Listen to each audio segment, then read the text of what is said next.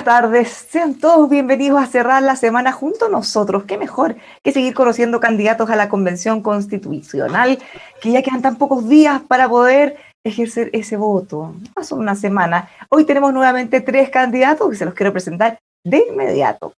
Estamos junto al candidato Bernardo de la Maza, candidato a constituyente independiente con un cupo de Bópoli por el Distrito 8. ¿Cómo está, Bernardo? Bienvenido. Encantado, Bárbara, encantado de saludarte. Un agrado estar contigo en un día que ya está un poquito más tranquilo, con mejores novedades del virus, por suerte.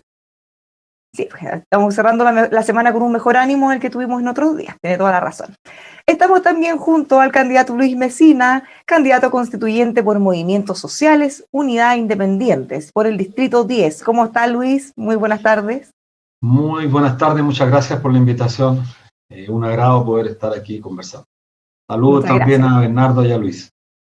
Muchas gracias, Luis. Y tal como lo mencionaba Luis Mesina, estamos también junto al candidato Luis Silva. Él es candidato a constituyente independiente con un cupo republicano por el Distrito 13. ¿Cómo está, Luis? Muy bien, muchas gracias, Bárbara, por la invitación y muchos saludos a Luis y a Bernardo. Bueno, ya viéndolos presentados, estamos listos para comenzar. A algunos de nuestros candidatos invitados hoy, probablemente ustedes ya lo conocen por algunos roles que han tenido de alta relevancia o connotación pública en los últimos años. Así todo, me gustaría darles un espacio para que cada uno pueda presentarse, hablar algo de su trayectoria y sobre todo contarnos por qué decidieron emprender este desafío tan complejo para llegar a la convención. Bernardo. Muchas gracias, saludos a los dos Luises que nos acompañan hoy. Tenemos buena noticia también por el cobre, que tiene el precio más alto de la historia. Gran ayuda. Mira, yo soy periodista de toda la vida, independiente de toda la vida, nunca he firmado una declaración política, nunca he estado en un partido político. Sin embargo, voy en el cupo de Bópoli porque la situación de los independientes era realmente muy difícil. El Parlamento se la hizo difícil a los independientes. Basta ver lo que ocurrió con la franja televisiva, que algunos tuvieron un segundo. Yo ni siquiera quise participar. Mi situación es de mucha preocupación por el país y por eso decidí yo postular a un cargo aquí en la Convención Constitucional. Me preocupa que los motivos que provocaron este terrible estallido social del 18 de octubre siguen vigentes. Y creo que la nueva Constitución puede cambiar muchísimo de todo lo malo que hay. Desde luego, ayudar a cambiar la clase política y atacar problemas fundamentales. Así es que tengo la convicción de que va a ser difícil, sin duda alguna, pero se puede cambiar muchísimo. Y ese es mi ánimo y mi interés, y por eso que estoy participando aquí en un acto político que para mí es completamente ajeno a lo que ha sido toda mi vida. Eso es para hacerla corta. Siempre hay una primera vez para todo, Bernardo. Represento al distrito, cortito, represento el Distrito 8, Maipú, Estación Central, Pudahuel, Cerrillo, Quilicura, Colina, Lampi y Tiltira, el más grande de Chile. Muchas gracias, Bernardo. Luis Mesina. Sí, bueno, yo soy Luis Mesina, soy candidato independiente de los partidos políticos, representante del Movimiento Social No Más AFP y de la Confederación de Sindicatos Bancarios y del Sistema Financiero. Voy también por el Distrito 10, que comprende 6 comunas: Santiago, Providencia, Ñuñoa, Macul, San Joaquín, La Granja, un distrito bastante grande, tan grande como el 8, donde va Bernardo. Y soy también independiente y voy por una lista de los movimientos sociales que logramos el récord de patrocinio en el país, más de 22.000 patrocinios logramos, lo que supera con creces muchos votos que sacaron sumados varios diputados de la República de nuestro país. Y por lo tanto decidimos enfrentar este proceso con un propósito muy claro, que es defender e instalar parte importante de la demanda que surge con mucha más fuerza después del estallido del 18 de octubre, pero además también porque hemos instalado la idea de no querer delegar nunca más, delegar la responsabilidad que nos asista a los movimientos sociales, especialmente a los partidos políticos, porque pensamos que están enfrentando una crisis muy grave. Ese es, digamos, lo que podría presentarme. Muchas gracias, Luis. Sabemos que está difícil en esta época recolectar firmas. Tenemos una pandemia todavía que nos ha tenido mucho tiempo encerrados cuidándonos en nuestras casas. Bueno, vamos finalmente junto a Luis Silva. Muchas gracias, Bárbara. Yo soy abogado, pero me defino como profesor, porque es a lo que me he dedicado toda mi vida profesional. desde hace 18 años que vengo enseñando en la universidad, y 15 de esos 18 han sido derecho constitucional, en lo que yo soy un experto. Y eso es precisamente lo que me motivó a presentarme como candidato. Yo voy como independiente con un cupo del Partido Republicano, por las mismas razones que decía Bernardo. Para un independiente es muy difícil, y también obviamente comparto una parte importante del ideario del Partido Republicano. Pero básicamente lo que me motiva es el poder aportar con mi conocimiento, con mi juventud y con mi independencia política a una discusión para la que la gente ha pedido básicamente estos 3 atributos, ¿no? Gente que sepa, gente que sea independiente y gente que sea joven. Y esos 3 atributos creo que los cumplo, y por eso quiero llevar, ¿no?, mi conocimiento a la discusión constitucional y representar allí los intereses y las carencias del distrito que me toca representar, que es el 13, que comprende las comunas del Bosque, San Ramón, Pedro Aguirre Cerda, San Miguel, Los Espejos y La Cisterna, a cuyos vecinos y vecinas aprovecho de mandarle un cariñoso saludo. Muchas gracias, Luis. Bueno, ya los conocemos un poquito más y queremos saber también qué piensan ustedes.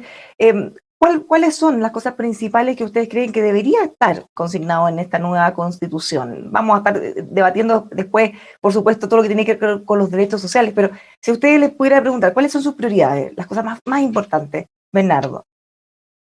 Son montones, así que voy a tratar de ser bien conciso y limitarme a algunas de las más importantes, porque yo creo que hay demasiadas que son muy importantes.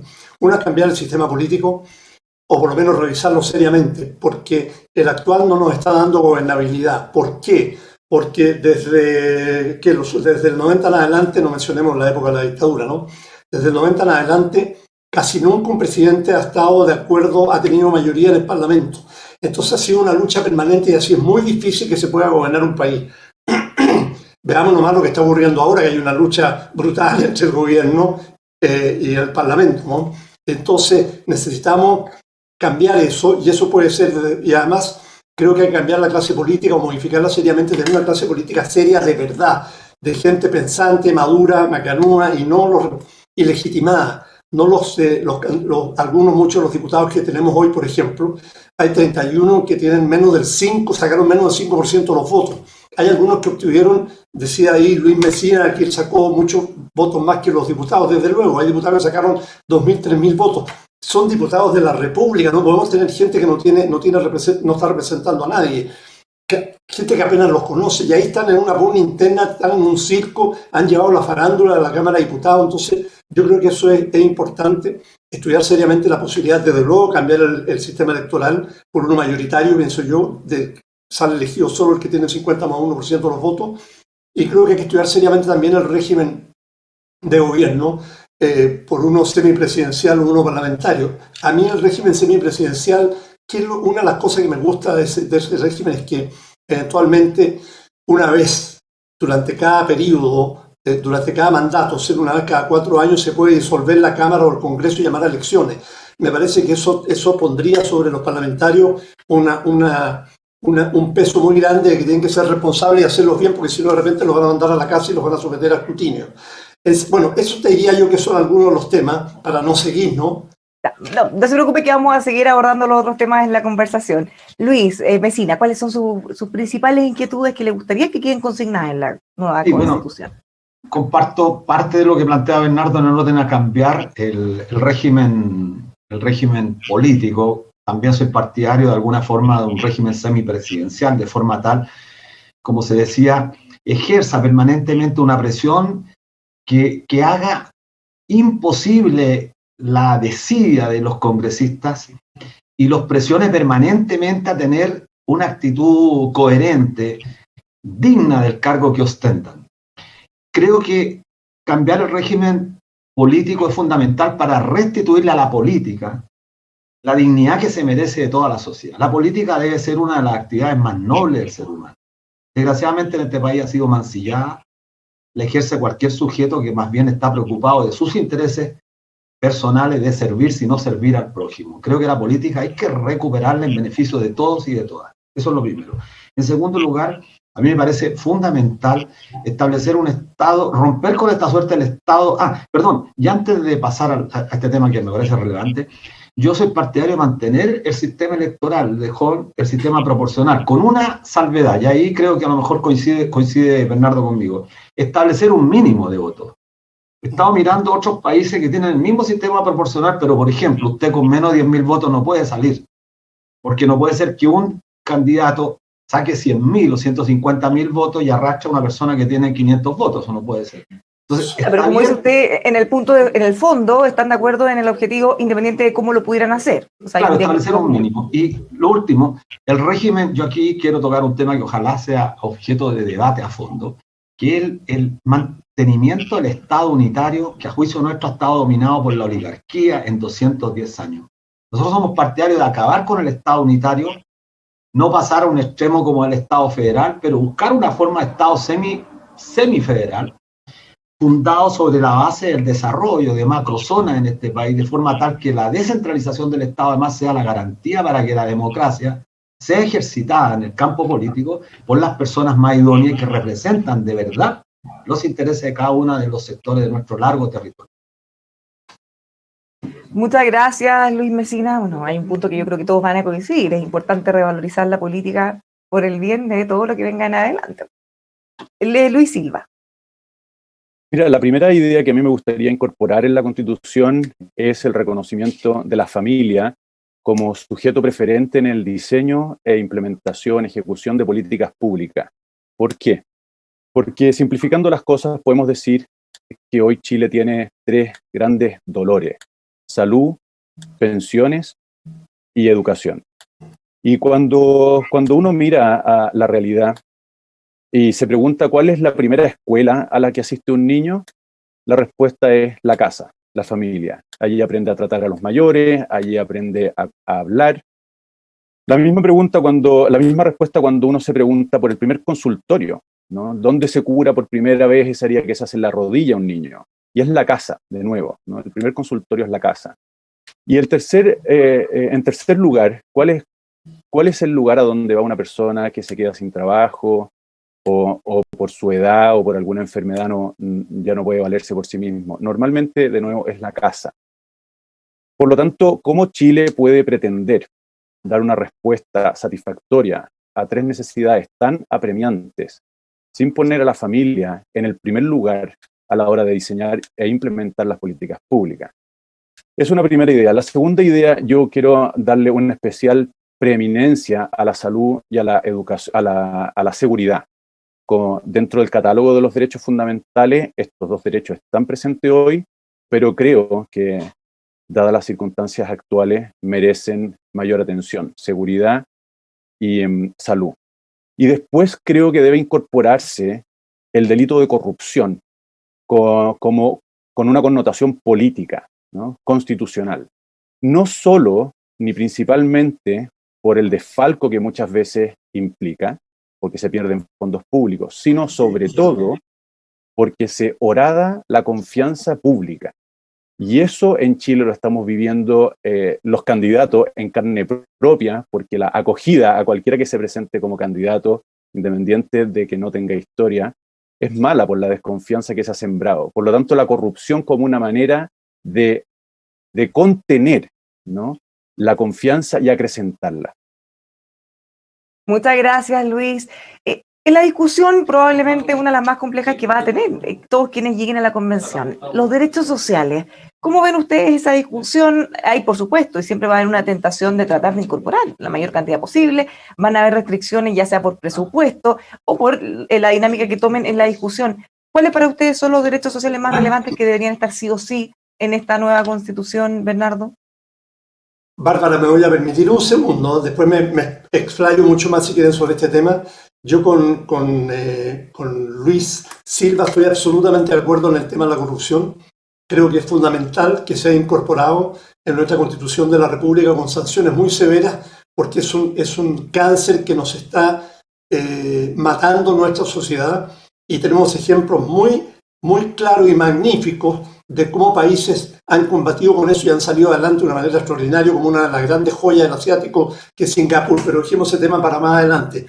Derechos fundamentales, bueno, sin duda la salud, la educación, la vivienda, las pensiones, la seguridad que planteaba, me parece que era Luis Mesina, el trabajo. Pero a mí me inquieta un tema. Yo creo que todos vamos a estar de acuerdo en que se requiere una salud pública de calidad, una muy buena educación. La educación es un tema fundamental. El problema es cómo tantas demandas, áreas públicas, sin duda, respeto del medio ambiente, ¿cómo hacemos para que tantas demandas que son fundamentales salgan adelante con fuerza y sean respetadas de verdad sin tener los fondos necesarios, porque esto va a costar carísimo? Entonces yo creo que hay que, detrás de todas estas demandas que yo creo que van a ser aprobadas con cierta, espero, con cierta facilidad y de manera más o menos unánime, surja la solución al problema del financiamiento. ¿De dónde sacar los fondos? Todos queremos una educación magnífica, pública, de calidad, una salud estupenda. Todos la queremos. ¿Cómo no la vamos a querer? Áreas verdes, viviendas dignas. Hay 2 millones de chilenos que no tienen viviendas hoy. Es inaceptable, no puede ser. Agua potable. Entonces, ¿cómo lograrlo si no tenemos fondos suficientes para eso? Así que ese es un tema que yo planteo para no entrar en el detalle de cada demanda social, ¿no? Que desde luego yo creo que ¿quién no va a estar de acuerdo en la esencia, en lo básico de las demandas fundamentales, ¿no? Luis Mesina. Sí, mira, a mí me parece que en términos genéricos lo que plantea Bernardo es imposible no suscribirlo. Sin embargo, también al final plantea una interrogante que es fundamental. ¿Cómo resolver la garantía material de estas legítimas aspiraciones de nuestro pueblo? Y antes, solamente un paréntesis, cuando Luis planteaba el tema como relevante la familia, bueno, esa es una discusión que yo creo que va a ser parte del debate, no sé si alcanzamos en este foro, en este pequeño foro, porque tiene que ver con una mirada, además, yo diría, anquilosada, en parte del pasado. La familia ha cambiado mucho, la familia es monoparental, hay familias homoparentales, es decir, hay una variedad gigantesca. Entonces, restituirle a la familia la preponderancia que debe tener como reconocimiento social, creo que es relevante, pero hay que entender que la familia no es la familia esta que se sentaba el día domingo el señor a leer el Mercurio mientras la mujer estaba cocinando. Esa familia desapareció. No existe en Chile, existe para un pequeño puñado. La familia ha cambiado mucho. En segundo lugar, entro en materia. Mira, los derechos sociales son los que la gente ha puesto en las consignas. Lo dijo Bernardo muy bien. El tema de la salud, la educación, la seguridad social, entiendo que a eso se refería Luis Silva, a la seguridad social. Y aprovechando que él es constitucionalista, pues bien, la Carta Fundamental en el artículo 19, número 18, hay que modificar una sola palabra. La garantía expresa de este derecho, que el Estado debe garantizarlo, debe ser a través de instituciones públicas. Cuando la Constitución, en tanto en salud y en pensiones y en educación, incorporó en el rango constitucional la incursión de instituciones privadas que permitió el lucro, el negocio. Y es legítimo si la empresa privada no trabaja haciendo filantropía, trabaja porque pretende invertir y generar un lucro, que es legítimo, pero en el campo de los derechos sociales eso no puede existir, y lo digo aquí taxativamente para que no se preste errores. Toda Europa, Alemania, el Reino Unido, Francia, Italia, las 4 economías capitalistas más grandes del mundo, de Europa por lo menos, tienen servicios públicos, sistemas públicos, que han incorporado componentes de capitalización, que ese es otro tema para discutir, pero esos derechos deben estar consagrados, diría, fuertemente. Y un solo tema, termino, y que me parece muy bien lo que plantea Luis, ahí estoy de acuerdo con Bernardo, el tema de las sanciones fuertes a la corrupción. Yo estoy totalmente de acuerdo con ello. Pero adelantémonos a decir cómo, pues. Yo recuerdo, a propósito, que murió hace poco Bernard Madoff, dueño de Lehman Brothers. Bárbara sabe muy bien porque se dedica a un programa de financiero. Le faltaron varias vidas para cumplir con su condena. Sí. 53 mil millones de dólares según los datos nominales, 53 mil millones de dólares afectó a Estados Unidos. A nosotros nos dejó con un problemita de más de 20 mil millones de dólares. Bueno, pagó con cárcel, pero además la confiscación, y en esto Luis Silva debe saber, confiscarle el patrimonio. Por ejemplo, si lo hubiésemos hecho con Delano y Lavín, 2 delincuentes de cuello y corbata, deberíamos haberles confiscado sus bienes. Como dice Bernardo, dar un ejemplo, que el que comete un delito de cuello y corbata se le confisca su patrimonio. Y creo que para allá tenemos que abrir el debate en el proceso constituyente. Luis Silva.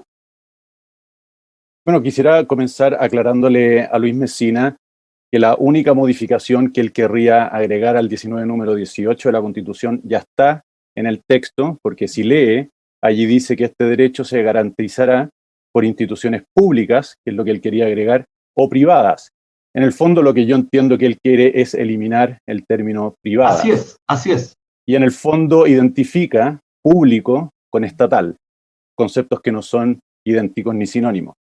Pero respondiendo a tu pregunta, Bárbara, obviamente los derechos sociales es muy difícil satisfacerlos todos porque requieren fondos y por lo tanto hay que priorizar, ¿no? Es una experiencia que todos tienen, ¿no? Recursos limitados para necesidades potencialmente ilimitadas.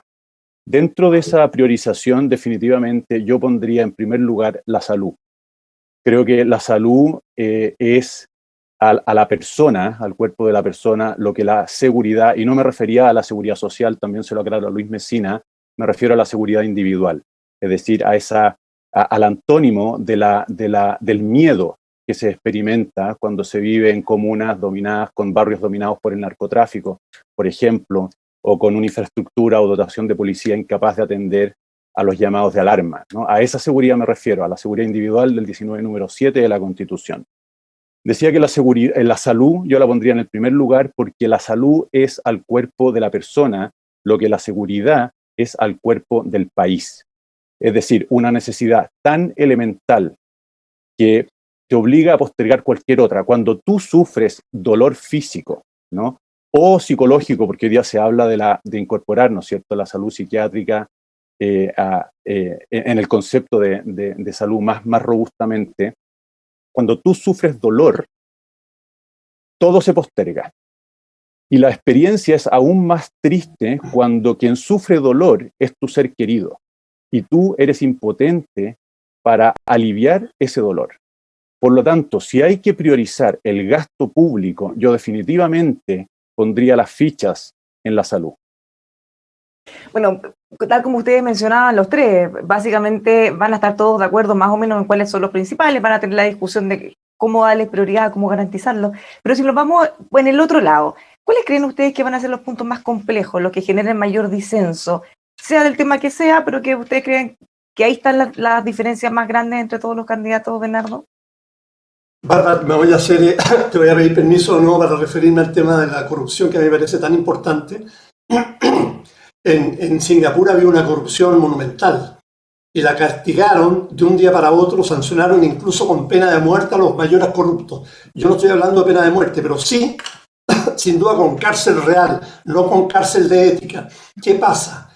Si el diputado, el empresario, el alcalde, ojo, los alcaldes, los concejales, los directores de obras públicas, las municipalidades, saben que van a recibir cárcel de verdad, no estas de mentira, no un arresto domiciliario nocturno, cárcel de verdad, 5 años, 2 años, lo que sea, pero de verdad, cárcel severa, no van a robar así nomás. Yo creo que la corrupción va a disminuir tremendamente y además hicieron otra cosa los habitantes de esa isla maravillosa que es Singapur, que está en un nivel de vida, es una de las joyas del Asia maravilloso. ¿Qué hicieron? Establecieron en los colegios clases de ética pública. Me parece fundamental que los niños desde chiquititos se les enseñe a respetar los bienes públicos y saber que no se pueden robar los bienes que son de todos. Ahora tú decías los temas más conflictivos. Yo creo que a mí me cuesta pensar en cuáles van a ser los temas más conflictivos. Yo te diría que a mí lo que más me importa es que exista un ambiente de confraternidad dentro de la convención, que los convencionales que lleguen, si estoy yo, están ustedes, los que sean, no repliquen lo que es hoy la Cámara de Diputados, que es una pugna permanente, un querer actuar, un querer aparecer en las pantallas, sea gente seria que vaya con un ánimo patriótico. Digo patriótico, no me refiero al patriótico de Alejandro, ¿verdad? Patriótico, que amen nuestro país y que quieran lo mejor de verdad y que vayan con el ánimo de conversar. Yo creo que si nosotros tres nos juntáramos un día en una sala llegaríamos a muchísimos acuerdos, sin duda alguna. Tiene que haber este ambiente porque no va a haber mucho tiempo, no podemos estar 2 años con esa nueva constitución y tiene que haber el mejor ánimo de no aparecer en pantalla, de no robar cámara, de no ganarse cargos políticos, simplemente de ayudar de verdad, de corazón, a solucionar un problema tremendo que tenemos, que es un país que está... esta es una pequeña caldera. La gente en las comunas que ustedes representan, por lo menos claramente en los de mi distrito, está harta de los políticos, de solucionar de todo, y por tanto quiere soluciones ya de verdad. Ya, vamos a volver con los disensos después con usted entonces, Bernardo. Vamos con Luis Mesina. No, yo creo que hay disensos y son importantes, son parte de la democracia. Tomo una parte de la que planteaba Bernardo, estoy totalmente de acuerdo, soy profesor también, en restituir la ética pública, dice él, me parece muy bien. La ética es una disciplina de la filosofía, y la filosofía justamente en los últimos años, Bernardo, tú estarás de acuerdo conmigo que hubo una concepción monetarista del currículum para eliminarla. No solamente filosofía, sino que historia, justamente porque la filosofía hace meditar, pensar, reflexionar respecto de los valores. Valores que justamente adquirimos en la morada, en la moral, en nuestra casa, en nuestra almohada. Y yo soy defensor de esa moral que nos ha inculcado ciertos valores. Yo trabajo hace 40 años en el sistema financiero y siempre se nos enseñó que la probidad era la carta fundamental sobre la cual se construía nuestra vida. Y yo, mi patrimonio es el salario mío que he recibido multiplicado por todos los años de trabajo. Lo puedo mostrar, porque también creo que la persona humana muchas veces está para servir y siente que la política es una acción, insisto, como lo dije hace algún rato, la más noble actividad del ser humano. Desgraciadamente hemos sido capturados por una casta política que justamente la ha corrompido, en eso estoy de acuerdo. Y me refiero al tema de la seguridad a propósito de la pregunta de Bárbara, las disensos. Porque claro, la seguridad, y en eso yo creo que todos queremos vivir en paz. Anoche prendo la televisión, en las noticias, lo primero los portonazos. Lleno de portonazos, todos los días los portonazos. ¿A qué ser humano le puede agregar o le puede agradar un portonazo? A nadie, o sea, salvo un tipo que esté enfermo en la cabeza. ¿Cómo va a ser bueno ver a una mujer que arrastraba a un hombre mayor al suelo por delincuente? ¿Cuál fue la sanción?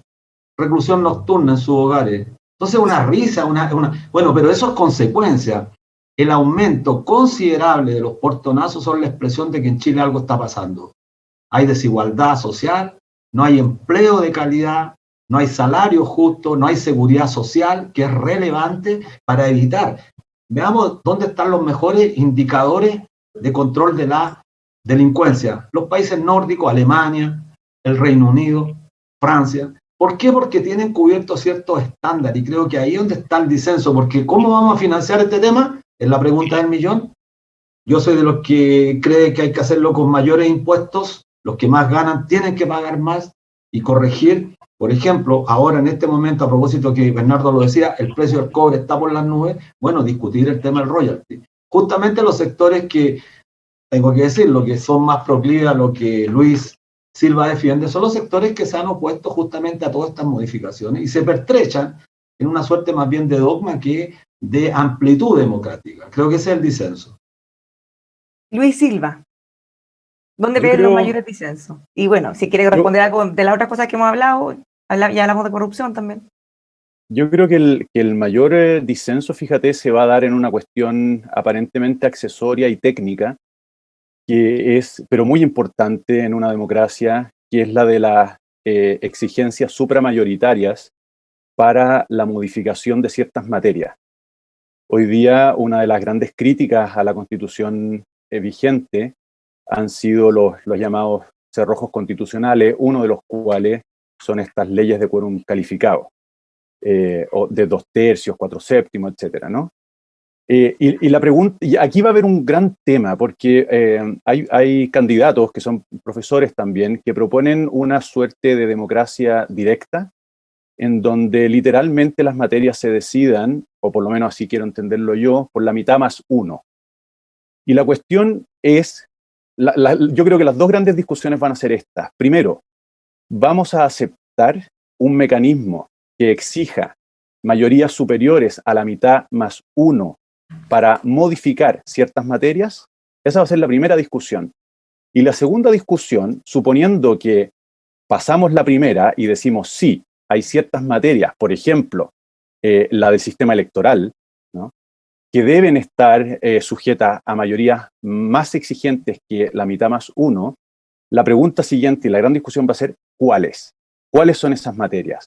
Hoy día, una de las grandes discusiones es que son demasiadas las materias sujetas a quórums calificados, a supramayorías. Y la cuestión entonces va a ser, ¿cuáles van a ser esas materias? Definitivamente yo defiendo la existencia de este mecanismo porque creo que honra a una democracia constitucional. Las constituciones son por definición un mecanismo que protege a las minorías de las mayorías caprichosas, ¿no? que las conocemos, sabemos de qué fenómeno estamos hablando. Y para eso existen mecanismos de supramayoría. De hecho, la Constitución, por definición, es una ley más difícil de modificar. Por lo tanto, y después yo estoy abierto a las materias que deban quedar comprendidas dentro de esta exigencia mayor. Pero yo creo que esa, fíjate, va a ser, si no la más importante, una de las más importantes discusiones en la convención. Me gustaría agregarle a eso, a ver qué opinan también los otros dos candidatos, una discusión creciente que ha surgido respecto a el funcionamiento, el reglamento que se va a aplicar en esta nueva convención. Hay distintos sectores que han planteado la posibilidad de modificar las reglas y de incorporar otros elementos, como por ejemplo, que las cosas en que no se llegue a acuerdo se puedan plebiscitar. Para algunos eso es gravísimo porque estaría vulnerando las reglas del juego que se establecieron. Para otros debería estar ese campo abierto para poder hacer esas modificaciones. ¿Cómo lo ven ustedes, Bernardo? Tú estás hablando de los 2/3, entre otras cosas, ¿no? Gran tema. Que todo lo que no lleguen a acuerdo por 2/3, eventualmente, o algunas de esas cosas pudieran ser plebiscitadas en la ciudadanía. Gran tema. Yo estoy absolutamente de acuerdo con Luis Silva en el sentido de que hay ciertas materias, por ejemplo, si Chile va a ser un Estado plurinacional o si va a dejar de ser un Estado unitario, o temas muy radicales que requieren de supramayoría de todas maneras. Y en cuanto a las decisiones que se adopten en la convención, yo creo que lo principal es que la convención esté abierta a la opinión pública, y la opinión pública pueda escuchar todo lo que ocurre adentro, que no haya nada secreto, no exista ninguna acta en la cocina escondida, y que la gente pueda participar opinando, sugiriendo, proponiendo a través de las universidades, de los colegios, de las juntas vecinales, de cabildos, de lo que sea una constitución absolutamente que salga con una gran participación. No estoy hablando de un poder paralelo, que sea la calle la que haga la constitución, sino que pueda proponer y participar. Ahora, sobre los 2/3, yo creo que en materias fundamentales es muy importante que se mantengan los 2/3 por una razón que a mí me hace mucho sentido, y es porque cuando algo, que es una mayoría enorme, ¿no? Si algo es aceptado o propuesto o ratificado por 2/3, es una medida que tiene un apoyo tremendo.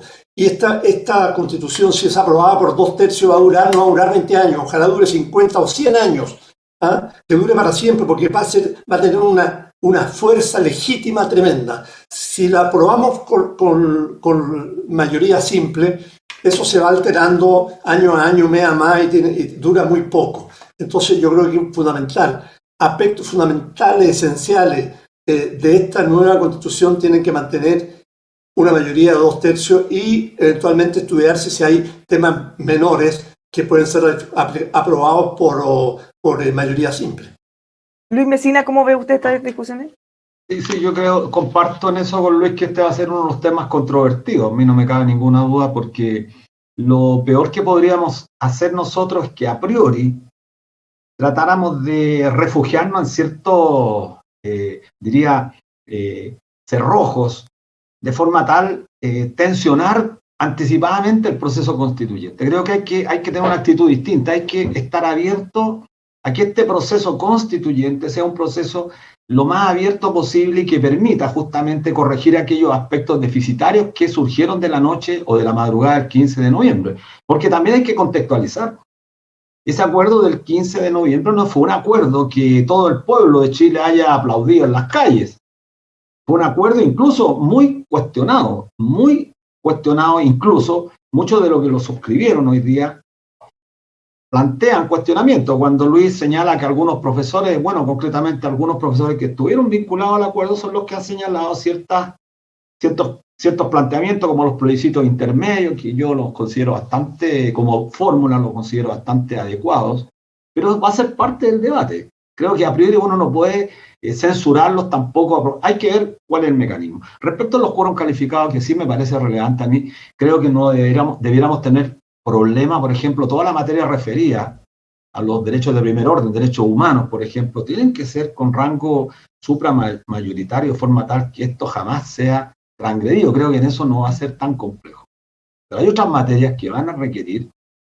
En todo caso, la próxima Constitución debiera establecer ciertos quórum, no 50% más uno. Yo estoy de acuerdo en ese criterio, pero las materias que van a estar protegidas ahí son las materias que hay que debatir con mucha profundidad, y ahí va a haber conflicto, hay que decirlo. Pero hay que estar abierto a ser convencido. Yo toco un solo tema que entiendo, Luis, no sé si lo esbozó, lo planteó, pero vamos a entrar en un conflicto importantísimo cuando tengamos que defender, por ejemplo, derechos sociales que están contriñidos con otros derechos, derecho al agua, por ejemplo. Entonces viene el viejo tema del derecho de propiedad. Y el derecho de propiedad en este país tiene un rango mayoritario que adquiere yo diría, una impronta atentatoria a los derechos humanos fundamentales, porque sin derecho al agua se está atentando contra la vida de las personas. Termino. Nosotros queremos construir una constitución que respete a las minorías. Yo lo he dicho en todos los foros. Queremos una constitución que respete totalmente los derechos de las minorías, pero no, como bien diciendo mucho, que respete los derechos de las minorías y que consolide los privilegios, perpetúe los beneficios de las minorías en detrimento de la grandes mayoría, como ha ocurrido con esta Constitución de 40 años. Eso es lo que queremos cambiar, Luis. Nosotros no queremos aplastar a las minorías, muy por el contrario, queremos defenderles sus legítimos derechos.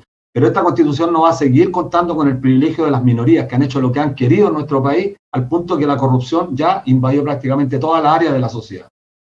Luis Silva y después Bernardo, ¿cómo ven ustedes un punto que puede ser fundamental también, sobre todo para la confianza o la incertidumbre que se genera en procesos como este, del derecho de propiedad? ¿Debería mantenerse tal como está? ¿Deberían hacerse algunas modificaciones? ¿Cómo ven ustedes, Luis? Respecto del derecho de propiedad, creo que debe ser contextualizado, y aquí me tomo de una observación que hizo Luis Mesina, que es muy acertada, que él dijo los derechos sociales están constreñidos con otros derechos. Yo quiero entender en eso que en el fondo todos los derechos fundamentales están interrelacionados porque tienen un sujeto único, que es la persona humana.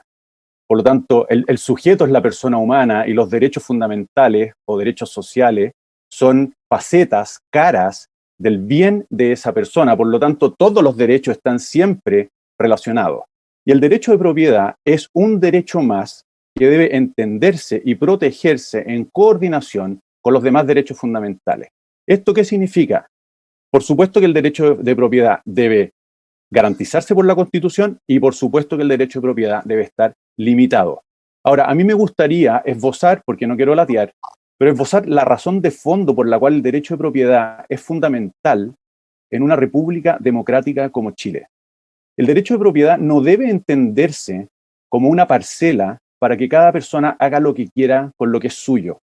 El derecho de propiedad debe entenderse en primer lugar como una condición o garantía de independencia del individuo, de la persona, de la familia frente al poder político. Porque cuando una persona, esto es teórico, pero cuando una persona está despojada absolutamente de cualquier cosa que pueda llamar suya, entonces está en manos de quien le da el alimento, de quien le da el abrigo, de quien le da la seguridad. Y eso en una república democrática no puede ocurrir. Y por lo tanto, el derecho de propiedad hay que entenderlo como una defensa, como una garantía de la persona frente al poder político.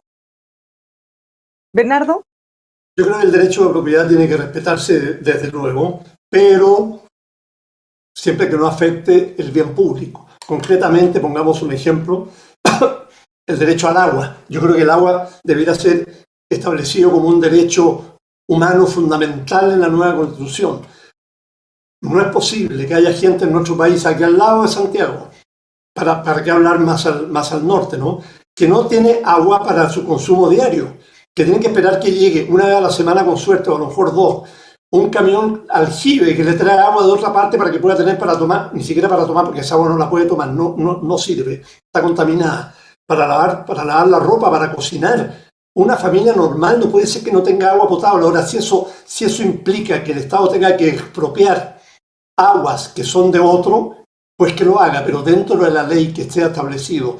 Creo que el derecho de la propiedad es fundamental que se mantenga y se respete, porque si no, no hay seguridad, pero siempre que haya razones de importancia como esta que estoy señalando, que es el derecho al agua, que permitan que ese derecho de propiedad sea dejado a un lado, por ejemplo, por la vía de una expropiación. Se nos ha pasado volando el tiempo, lamentablemente van a haber muchísimos temas que se nos van a quedar fuera, pero antes de cerrar me gustaría darles algunos segundos para que ustedes pudieran agregar algo que quizá quedó pendiente o hubiera un llamado para quienes nos están viendo y puedan optar por su candidatura. Vamos a comenzar con Luis Mesina. Sí, bueno, solamente decir una cosa, lo público no es necesariamente estatismo, yo por lo menos soy absolutamente lejano al estatismo, ¿ya? Entonces, cuando planteamos instituciones públicas, nos imaginamos otro tipo de propiedad. No es solamente el Estado. Yo creo que hay que mantener mucha distancia en eso. Respecto, bueno, agradecer la invitación y solamente decirle a la ciudadanía que apoyen al movimiento social. Nuestras candidaturas son candidaturas cuyas manos son impolutas, están impolutas. Estamos dando un combate a muerte contra la corrupción. Y queremos coherencia también. La gente tiene que tener coherencia. No tiene justificación la ciudadanía para votar por el mal menor, como nos dijeron durante 30 años. Porque el estallido, la revuelta del 18 de octubre hay que entenderla en toda su magnitud. Queremos paz social. Nosotros somos los que queremos paz social. Cuando digo nosotros, los movimientos sociales. Y queremos acabar con ese discurso doble estándar que nos dicen paz social, pero a cambio de mantener absolutamente todo. No queremos más propiedad privada sobre los lagos, el acceso a los ríos, a los mares, y ayer aparecen los cerros. Esto es el colmo. Los cerros todos privatizados, los cerros de nuestra región metropolitana. Eso no puede seguir ocurriendo. Así que un gran abrazo a todos. Bueno, y muchas gracias, Bárbara, por la invitación. Muchas gracias, don Luis Mesina. Digo bien el apellido porque tenemos a don Luis en esta oportunidad. Luis Silva. Lo primero, Bárbara, agradecer la invitación. Lo segundo, mandarle un saludo muy cariñoso y agradecido a todos los vecinos y las vecinas de las comunas de San Ramón, El Bosque, Pedro Aguirre Cerda, San Miguel, La Cisterna y Lo Espejo, que comprenden el distrito 13. Y después invitarlos a votar por mí, porque soy abogado y profesor de Derecho Constitucional por más de 18 años, porque no tengo una historia política, no milito en ningún partido político y soy, relativamente hablando, joven. He sido profesor prácticamente toda mi vida y la misma vocación de servicio que me ha llevado a la sala de clase es la que hoy día me tiene recorriendo las calles del sur de Santiago para representar a esas comunas en la Convención Constitucional, particularmente tomar las necesidades de seguridad y salud para que tengan lugar en el nuevo texto de la Constitución. Por último, invitarlos a votar por mí porque abogo por una Constitución corta, es decir, una Constitución sustentable, integradora y respetuosa de los derechos fundamentales. Y me voy a tomar un segundo, porque esta plataforma no la tengo todos los días, para saludar por adelantado a todas las mamás en su día. Muchas gracias, Luis. Nosotros estamos haciendo esfuerzo por tratar de invitar a la mayor cantidad de candidatos posible. Muchas gracias a los tres de antemano por estar acá también. Bernardo. Yo quiero saludar a Luis Silva, Luis Mesina, ha sido un agrado, Barbarita también, estar con ustedes, una conversación súper interesante, tranquila, relajada, civilizada, como debiera ser todas las conversaciones en nuestro país. Quiero invitar a los de mi distrito, a los habitantes de Maipú, de Cerrillo, Pudahuel, de Estación Central, con sus guetos urbanos, que ya cómo fueron aceptados eso a propósito de corrupción, Quilicura, Colina, Lampa, Tiltil, 3 provincias que no tienen agua potable, no tienen suficiente, que es increíble, a que me apoyen. Yo soy independiente, voy en la lista, voy en el Chile Vamos, no soy de Chile Vamos, me acepté ir con Evópolis, un partido con el cual comparto varias ideas y ellos comparten las mías, por lo tanto me respetan absolutamente, y que los llamo a que vayan estos 2 días de votación, a que vayan masivamente a votar. En las últimas elecciones ha dado lo mismo por quién votemos, efectivamente han sido los mismos. Han sido candidatos que no merecen respeto, que, bueno, en fin, no vamos a hablar de lo que ha sido las últimas elecciones, pero esto es distinto. Ahora sí vale la pena Vale la pena porque es fundamental. Este país puede cambiar de verdad si elegimos bien, masivamente. Llamen a sus parientes, a sus familiares, no se queden en la casa, vayan a votar. La cruz, el lapicito y su cruz esta vez va a valer de verdad. Así que bueno, confiemos en que vamos a hacer un buen trabajo los que sean elegidos, un gran trabajo, y que Chile de verdad cambie esta vez porque ya no podemos seguir como estamos. Muchas gracias, Bernardo. Nuevamente, muchas gracias, Luis Mesina también, Luis Silva, por haber estado con nosotros. Ya lo hemos dicho, si este fuera el tono de la conversación en la convención, seguro saldrían cosas buenas. Que tengan un muy buen fin de semana y una buena campaña en los últimos días que les quedan. Muchas gracias, Bárbara. Muchas gracias a los tres y a todos quienes nos han acompañado. Que tengan un muy buen fin de semana y los invitamos a que sigan junto a nosotros conociendo a los candidatos para la Convención Constitucional.